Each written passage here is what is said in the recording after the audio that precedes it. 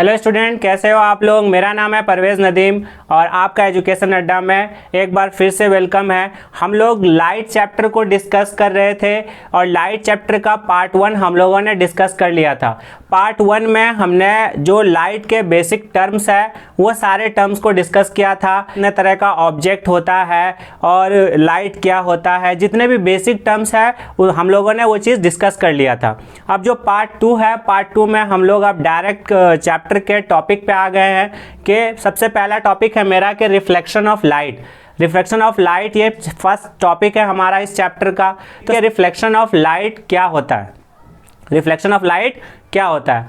तो reflection of light को समझने के लिए सबसे पहले हम लोग एक एग्जांपल से समझते हैं रिफ्लेक्शन ऑफ लाइट को, कि अगर आप किसी बॉल को किसी वॉल पे स्ट्राइक करते हैं तो वो बॉल हमारा बैक होता है। अब उसमें यह है कि जिस एंगल से स्ट्राइक करते हैं उसी एंगल से वो हमारा बॉल जो होता है बैक हो जाता है। तो सेम उसी तरह से लाइट के साथ कंडीशन है कि अगर लाइट को किसी जगह पे, स्मूथ जगह पे हम स्ट्राइक करेंगे तो लाइट हमारा वापस हो जाता है उसी एंगल से जिस एंगल से हमारा स्ट्राइक करता है लाइट। तो अगर उसको एक डिफिनेशन के टर्म में बोले तो बोल सकते हैं हम कि the bouncing back of light is called reflection of light. जो लाइट का बाउंसिंग बैक है उसी प्रोसेस को हम लोग रिफ्लेक्शन ऑफ लाइट बोलते हैं। ठीक है, तो अगर एक स्टैंडर्ड डिफिनेशन देखें हैं तो ये डिफिनेशन आप लोग बोर्ड एग्जाम में लिख सकते हैं। मैं एक बार पढ़ के बताता हूँ ये डिफिनेशन।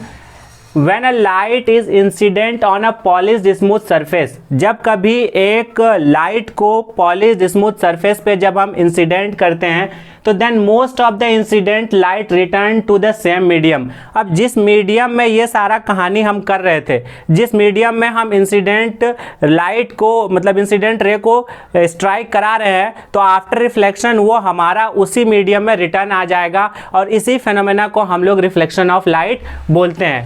अब एक डायग्राम से आपको बताते हैं कि ये एक सरफेस है, स्मूथ सरफेस है या पॉलिश सरफेस है। पॉलिश किया हुआ सरफेस है ये M और M डैश, ये एक स्मूथ पॉलिश सरफेस है। इस पे एक नॉर्मल ड्रॉ कर रहे हैं हम। सबसे पहले नॉर्मल मतलब परपेंडिकुलर लाइन, नॉर्मल सबसे पहले एक ड्रॉ कर दिया हमने। अब एक रे ऑफ लाइट को इंसिडेंट कराते हैं। एक रे ऑफ लाइट इंसिडेंट हो रहा है इस पॉइंट पे। जिस पॉइंट पे नॉर्मल मैंने ड्रॉ किया था उसी पॉइंट पे मैंने एक रे ऑफ लाइट को इंसिडेंट करा दिया और ये रे ऑफ लाइट मेरा नॉर्मल से इंसिडेंट रे है।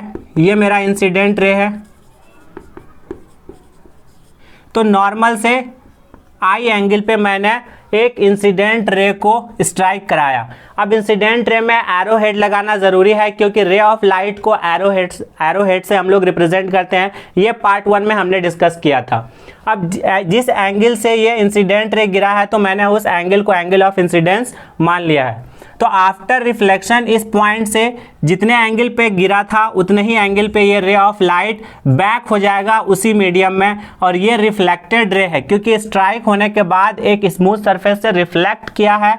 तो इस रे को हम रिफ्लेक्टेड रे बोलेंगे, इसको बोलेंगे रिफ्लेक्टेड रे। और नॉर्मल से ये इंसिडेंट रे था तो एंगल ऑफ इंसिडेंस को हम एंगल आई से रिप्रेजेंट किए।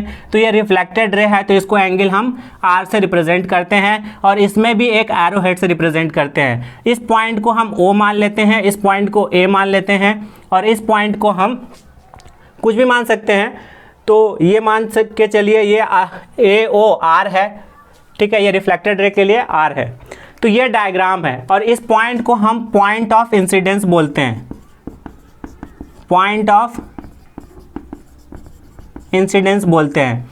तो ये रिफ्लेक्शन का डायग्राम है। जब कभी इंसिडेंट रे एक सरफेस से टकराएगा और किसी एंगल पे रिफ्लेक्ट हो जाएगा और सेम उसी मीडियम में, जिस मीडियम में ये चीज़ हो रहा है उसी मीडियम में हमारा लाइट का बैक हो जाता है। तो इसी फेनोमेना को हम रिफ्लेक्शन ऑफ लाइट बोलते हैं। और रिफ्लेक्शन ऑफ लाइट के लिए कंडीशन ये है कि जो सरफेस है नीचे वाला वो हमारा पॉलिश्ड होना चाहिए या ओपेक होना चाहिए, क्योंकि उसके अंदर हमारा लाइट का इमिशन नहीं होना चाहिए, पार नहीं होना चाहिए, उसके अंदर जाना नहीं चाहिए। हम लाइट उससे जब तक रिफ्लेक्ट नहीं होगा तो उतना ही ये चीज़ होगा। तो कहने का मतलब ये है कि अगर कोई कोई रे ऑफ लाइट किसी सरफेस से स्ट्राइक कर रहा है और आफ्टर रिफ्लेक्शन उसी मीडियम में वो रे ऑफ लाइट आ जा रहा है, तो ये हमारा फेनोमेना रिफ्लेक्शन ऑफ लाइट कहलाता है। जब रिफ्लेक्शन ऑफ लाइट का मतलब जो फेनोमेना होगा उस फेनोमेना में ये सारे टर्म्स आते हैं। एक तो सबसे पहले रिफ्लेक्टिंग सरफेस चाहिए कि जिस सरफेस पे हम रे ऑफ लाइट को स्ट्राइक करा रहे हैं, तो उस सरफेस को हम लोग बोलेंगे रिफ्लेक्टिंग सरफेस। तो इस सरफेस को हम लोग क्या बोलेंगे? रिफ्लेक्टिंग सरफेस, क्योंकि इसी सरफेस पे हमारा रिफ्लेक्शन हो रहा है। दूसरा पॉइंट है हमारा इंसिडेंट रे, मतलब एक रिफ्लेक्टिंग सरफेस चूज कर लिए, उस पर एक रे ऑफ लाइट को इंसिडेंट कराए, मतलब जो रे उस पर स्ट्राइक कराएंगे उस रे को हम इंसिडेंट रे बोलेंगे। तो यहाँ पे क्या है, एओ एक रे ऑफ लाइट है जो उस सरफेस पे स्ट्राइक कर रहा है, तो उसको हम लोग इंसिडेंट रे बोलेंगे। क्लियर है ये? दूसरा है रिफ्लेक्टेड रे। इंसिडेंट रे हो गया, उसके बाद रिफ्लेक्टेड रे।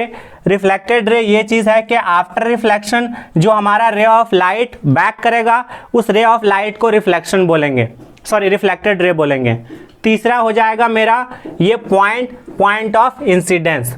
फिर उसके बाद ये जो नॉर्मल के साथ मतलब जिस नॉर्मल के साथ जितने एंगल पे रे ऑफ लाइट गिरेगा तो गिरने वाला रे इंसिडेंट रे होता है, उसी वजह से इसको हम एंगल ऑफ इंसिडेंस बोलेंगे, एंगल ऑफ इंसिडेंस बोलेंगे और एंगल आई से रिप्रेजेंट करेंगे। आफ्टर रिफ्लेक्शन नॉर्मल से जितना एंगल बना करके एक रे बैक जाएगा उसी मीडियम में, उस रे ऑफ लाइट को उस एंगल को रिफ्लेक्टेड एंगल बोलेंगे या एंगल ऑफ रिफ्लेक्शन बोलेंगे, एंगल ऑफ रिफ्लेक्शन या रिफ्लेक्टेड एंगल बोलेंगे। क्लियर है? ये सारा चीज़ और सारा फिनोमेना हमारा रिफ्लेक्शन ऑफ लाइट में होता है। आप लोग इसका स्क्रीनशॉट ले लीजिए और बोर्ड एग्जाम के लिए ये एक स्टैंडर्ड डिफिनेशन है, आप उसमें अच्छे से लिख सकते हैं। ठीक है, तो रिफ्लेक्शन ऑफ लाइट को हम लोग डिस्कस कर लिए। अब देखते हैं कि लॉज ऑफ रिफ्लेक्शन मतलब रिफ्लेक्शन का कितने लॉ है और क्या लॉ है। जनरली रिफ्लेक्शन ऑफ लाइट के दो लॉज हैं हमारे, और पहला लॉ जो है वो हमारा कहता है कि जितना एंगल ऑफ इंसिडेंस है, मतलब नॉर्मल से जितना इंसिडेंट रे एंगल बनाएगा उतना ही एंगल ऑफ रिफ्लेक्शन होगा। जो रिफ्लेक्टेड रे है उतना ही नॉर्मल से वो हमारा रिफ्लेक्टेड रे एंगल बनाएगा। तो दोनों लॉज हमारा इक्वल होता है। दूसरा क्या कहता है दूसरा लॉ ये कहता है कि जो इंसिडेंट रे है, नॉर्मल रे है, रिफ्लेक्टेड रे है, सभी जो है एक पॉइंट पे और एक सरफेस पे लाई करेगा। ठीक है, इस पॉइंट को तो पॉइंट ऑफ इंसिडेंस कहते हैं, यही हमारा दूसरा लॉ है। और ये दोनों लॉ जो है वो हमारे प्लेन के लिए भी एप्लीकेबल है और कर्व सरफेस के लिए भी हमारा एप्लीकेबल है, लॉज ऑफ रिफ्लेक्शन। तो ये है लॉज ऑफ रिफ्लेक्शन। अब देखते हैं कि ये चीज मैं आपको पढ़ के बताता हूं। There are two laws of reflection of light. जो हमारा रिफ्लेक्शन ऑफ लाइट का लॉज है, दो लॉज है। पहला लॉ क्या कहता है? First law, the angle of incidence is equal to the angle of reflection, मतलब angle I is equal to angle R. ये हमारा फर्स्ट लॉ है। दूसरा लॉ कहता है कि द इंसिडेंट रे मतलब ये वाली रे, उसके बाद द रिफ्लेक्टेड रे मतलब ये वाला रिफ्लेक्टेड रे, ठीक है, एंड द नॉर्मल रे मतलब ये normal at the point of incidence, जो ये पॉइंट ऑफ इंसिडेंस है, all lie in the same plane, मतलब ये सारे चीज जो है एक ही प्लेन पे लाई कर रहा है। ये हमारा दूसरा लॉ रिफ्लेक्शन का कहता है। और तीसरा पॉइंट ये है कि these law are valid for plane as well as curved, मतलब जो ये रिफ्लेक्शन का लॉ है ये हमारा प्लेन सरफेस के लिए भी, कर्व सरफेस के लिए भी और इस सरफेस के लिए भी हमारा ये एप्लीकेबल है। ठीक है, तो ये था लॉज ऑफ रिफ्लेक्शन। क्लियर है ये चीज? अब एक बार स्क्रीनशॉट ले लीजिए इसका। अब एक पॉइंट मैं आप लोगों से डिस्कस करता हूं कि अगर इंसिडेंट रे, जो हमारा कोई भी रे ऑफ लाइट है, वो किसी सरफेस पे, ये मेरा एक सरफेस है, स्मूथ सरफेस है, इस स्मूथ सरफेस पे अगर एक रे नॉर्मल पे स्ट्राइक करेगा, अब तक तो हमने देखा कि जितना भी एंगल पे जो रे ऑफ लाइट इंसिडेंट कर रहा था उतना ही एंगल पे हमारा रिफ्लेक्शन हो रहा था। अब एक पॉइंट ये है कि अगर इंसिडेंट रे नॉर्मली गिरे किसी सरफेस पे तो वो नॉर्मली ही हमारा बैक हो जाता है। इस कंडीशन में जो हमारा इंसिडेंट रे है, इंसिडेंट रे नॉर्मली गिर रहा है तो रिफ्लेक्टेड रे भी हमारा नॉर्मली ही ऊपर जा रहा है ये चीज़। तो ये अगर 90 डिग्री पे गिरेगा तो रिफ्लेक्टेड रे भी हमारा प्लेन से अगर 90 डिग्री पे स्ट्राइक करेगा कोई भी रे ऑफ लाइट तो प्लेन से 90 डिग्री पे ही वो हमारा रिफ्लेक्ट करेगा। इस कंडीशन में हम बोल सकते हैं कि 0 डिग्री का एंगल बना करके वो रिफ्लेक्ट, मतलब इंसिडेंट और रिफ्लेक्टेड रे के बीच में कितना एंगल है, 0 डिग्री का एंगल है। प्लेन के रिस्पेक्ट में दोनों मेरा 90 डिग्री पे है। ठीक है, ये एक पॉइंट था। अब हम देख रहे हैं कि टोटल जो हमारा टाइप्स ऑफ रिफ्लेक्शन अगर हम पढ़ें देखें तो दो तरह का टाइप्स ऑफ रिफ्लेक्शन होता है हमारा। एक होता है रेगुलर रिफ्लेक्शन, एक होता है इर्रेगुलर रिफ्लेक्शन। दोनों को हम लोग अभी डिस्कस करेंगे। ये टॉपिक लॉज ऑफ रिफ्लेक्शन से पहले हम डिस्कस करते हैं जब हम रिफ्लेक्शन डिस्कस कर रहे थे, तो अभी देख लेते हैं ये चीज। पहला है अगर types of reflection, types of reflection. दो तरह का रिफ्लेक्शन होता है, एक होता है रेगुलर रिफ्लेक्शन, दूसरा होता है इर्रेगुलर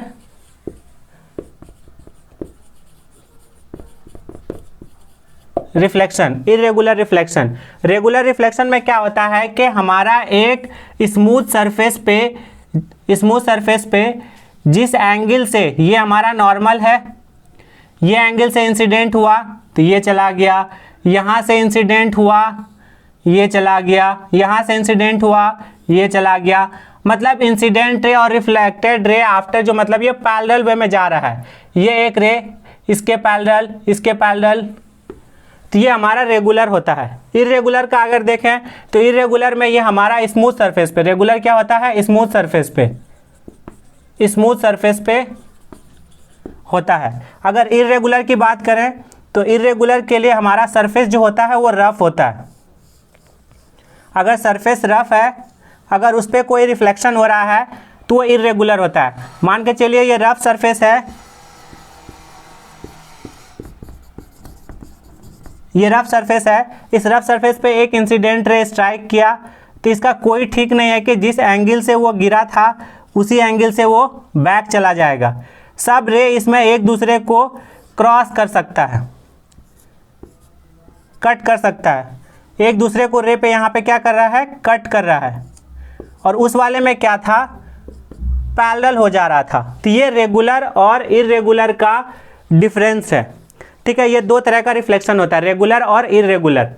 ठीक है, रेगुलर के लिए मान के चलिए स्मूथ सरफेस पे जितने भी हमारा इंसिडेंट रे स्ट्राइक करेगा वो पैरेलली आफ्टर रिफ्लेक्ट हो जा रहा है तो वो रेगुलर है। तो हम ये याद रख सकते हैं कि रेगुलर रिफ्लेक्शन जो होता है हमारा स्मूथ सरफेस पे होता है, और जो हमारा इर्रेगुलर रिफ्लेक्शन है वो हमारा रफ सरफेस पे होता है।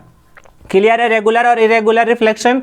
अब आगे जो होगा हमारा जो नेक्स्ट पार्ट होगा उस पार्ट में हम डिस्कस करेंगे कि ये अगर ये एक कर्व सरफेस पे है तो यहाँ तो हम नॉर्मल सीधा पर इस सरफेस पे तो नॉर्मल मान के चलिए। आगे जो पार्ट में हम डिस्कस करने वाले हैं वो चीज़ बता देते हैं आपको।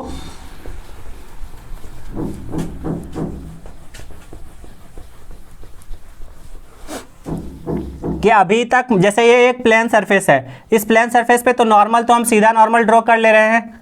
तो अगर मेरा सरफेस कर्व आ जाए और इस कर्व सरफेस पे नॉर्मल हम कैसे ड्रॉ करेंगे, मान के चलिए ये एक इंसिडेंट रे है, यहाँ से रिफ्लेक्ट हुआ तो ये नॉर्मल जो आएगा मेरा, ये नॉर्मल हम कैसे ड्रॉ करेंगे नॉर्मल रे। ये इंसिडेंट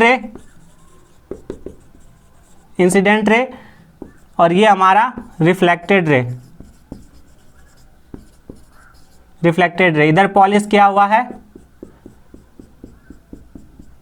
और यहाँ पे अगर ये एक प्लेन सरफेस पे है तो इस पे तो सीधा हम 90 डिग्री या नॉर्मल ड्रॉ कर सकते हैं। बट अगर कर्व सरफेस पे है तो कर्व सरफेस पे हम नॉर्मल कैसे ड्रॉ करेंगे ये हम नेक्स्ट क्लास में डिस्कस करेंगे और इससे रिलेटेड सारी चीज़ें डिस्कस करेंगे। और एक क्वेश्चन उठता है कि अगर आप जनरली अपने घर में देख रहे होंगे या रोज सुबह उठ करके आप शीशा देखते हैं तो उसमें आपका रिफ्लेक्ट और इमेज रिफ्लेक्शन होने के बाद इमेज दिखाई देता है। वही अगर आप चले जाते हैं किसी मॉल में और उस मॉल में अगर कोई ग्लास लगा हुआ होता है तो दोनों तो सेम मटेरियल का बना हुआ होता है, बट वहाँ पे क्या होता है कि आप जिस तरफ से देखते हैं तो उस तरफ का इनर साइड का आपको वो चीज़ें दिखाई देती है। तो ये चीज़ें क्यों होती है? ये चीज़ें इस वजह से होती है कि किसी भी रिफ्लेक्टिंग सरफेस के लिए आपको जो पीछे साइड है वो पॉलिश होना ज़रूरी है। अगर पॉलिश नहीं होगा तो रिफ्लेक्शन का प्रोसेस नहीं होगा। और पॉलिशिंग के लिए हम लोग ज़्यादातर जो मानते हैं कि सबसे बेस्ट पॉलिशिंग किसका होता है तो वो हमारा सिल्वर मेटल का होता है। सिल्वर जो होता